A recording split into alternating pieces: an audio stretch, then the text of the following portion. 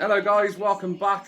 I want you to come join me. I'm not going to do a full recipe. I'm just going to give you a little tease of my roast beef dinner that I'm going to make today. So enjoy the video. I hope you enjoyed the last one. And yeah, let's see how this goes. Cool, look at all that peel. So we've got potatoes, parsnips, carrots. We've already got all the ingredients here. Got some onions in the slow cooker. We're going to slow cook the beef joint today. I'm going to sear the beef any minute now. So basically what we've done is we've cut an onion into some quarters, 3 carrots or 4 carrots, we cut them into some bits, and then we put in some rosemary, some thyme, all fresh, and 4 garlic cloves in the slow cooker. In the pan we got some garlic truffle oil that I've massaged into the beef with black pepper and salt. And we're just searing the sides now. And what we'll do is we'll sear each side so it's nice and brown. You get that nice sear on all the sides of the beef. And then we're going to place it on top of the vegetables in here. And we're going to put it on high. And we're going to cook the beef, I would say, for about 5 hours. And obviously with this, we're going to add some stock as well. So we're going to need to add about 500 to 600 milliliters of beef stock. So yeah, we're going to leave it for about 5 or 6 hours and then come back to it. For the sides, I've done chutney carrots, cabbage, and we've also cut up some King Edward roast potatoes. What else? We're going to do some roast chutney carrots as well, honey roasted ones, and we're also going to do some honey roasted parsnips as well. So yeah, come back in a bit. When you're searing the sides, guys, don't be afraid to push the meat down just a little bit. Give it a little bit of pressure. I also forgot to mention the most important ingredient, or side if you like, to have with the beef. And I'm going to do them homemade. And you've got it, you've guessed it right if you've guessed this. Yes, of course, the Yorkshire pudding. This is going to be the first time I've made homemade Yorkshires. I know, shock, eh? But I guarantee we'll be okay. We'll pull it off just nicely. You'll see. Trust me.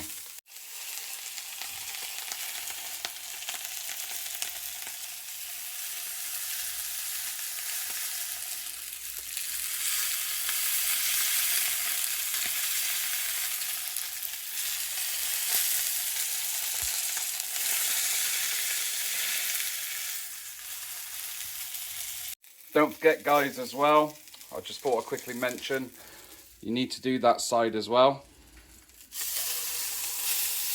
So if you make sure you get all the sides of the joint done, and it should look like that. That's what you're aiming for, the joint to look like, and then we'll go from there.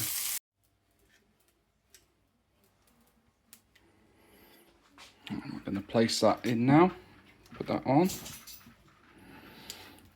Now we're going to put some hot water into the pan, obviously turn the cooker off, to get some of those juices off. And at the same time, that's we're going to prepare our 500 ml stock.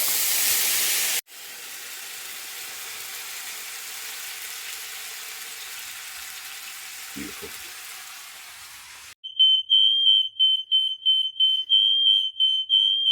Now after you're finished nearly burning the house down, add your stock like so. Look at that. Oh, it smells lovely in here.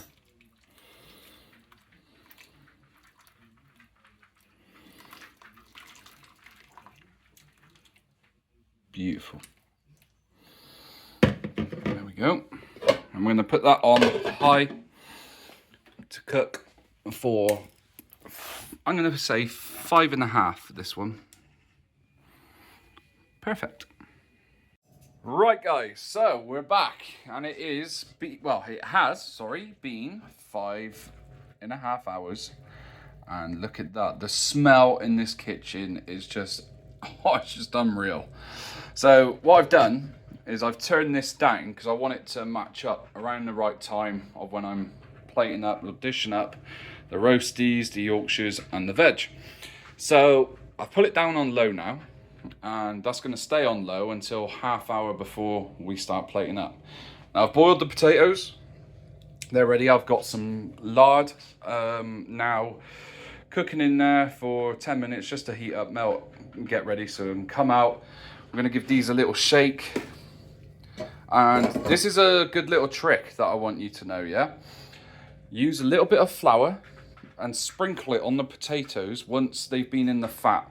And it will give that extra fluffy coating. Honestly, you'll thank me after. You'll see the progress anyway. Now, the Yorkshire pudding batter. 3 whole eggs, 150 milliliters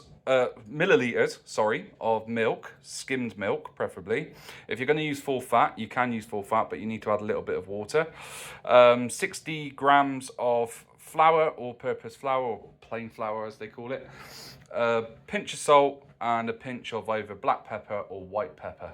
So that's your Yorkshire pudding mix. And again, what you want to do is you want to get a tray like this, a muffin tray or a cake tray. Put a bit of lard or oil, whatever oils that you like to use, in the bottom of the tray. I made about 2.5 teaspoons full. What I did is I heated up the lard so it was all liquidy, fluidy, and then did 2.5 teaspoons in each one. We got 6 there. And then what we'll do is fill up to halfway in there, pull it into the oven. Well, we heat that up first for 10 minutes, take it out, pour the Yorkshire batter into each, what do you call it, the things, and then we're going to put that into the oven for 16 to 18 minutes until they're nice golden and fluffy. Then you're going to turn the veg on, and then we're going to cook the chutney carrots and the cabbage for approximately about 7 to 8 minutes. So yeah, and in regards to the roast potatoes, once the fat comes out, we're going to pour those in, give them a little swirl, sprinkle on some flour, put them into the oven, and we're going to come back to it in 20 minutes time, give them a little shake, turn them over, and then we're going to continue for another 20 minutes, and they should be done after 40 minutes.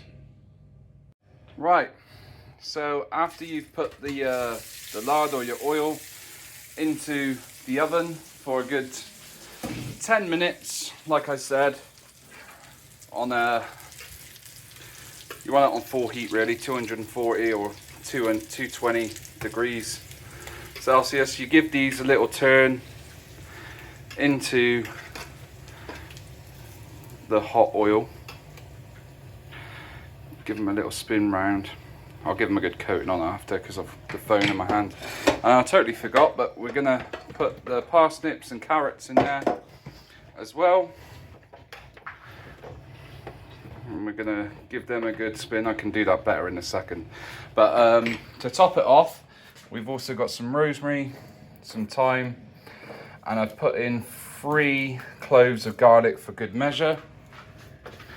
So we'll chuck all that in, and we'll give it a little turn around with some salt and pepper. So that's all been done. We've given it a good old turn over, got everything all nice and soaked with the fat. We've put everything in now as well. We give it a little sprinkle of flour only on the roast potatoes, not on the vegetables. Okay, now we're going to put the honey on, but we'll only do that. What we'll do at the end, before we take the roast potatoes out, so 10 minutes before you take them out, that's when you want to put the honey on, because otherwise you'll burn it. So we're going to put them in now, like I said, for 20 minutes on 220 degrees or up to 240. It's up to you, depends how well done you like them. So 20 minutes, you take out, give it a good shake around. You'll see what they will look like after, and then in for another 20 to 25 minutes depending. We'll see you then. So then we're back, and in the meantime, so I took the joint out as I said I would. So we're at that point now where we're putting the honey on the parsnips and the carrots that are there, just giving it a nice little drizzle, good coating over. And what else have we done? Yeah, so the meat's out, and that's been resting now for a good 10-15 minutes.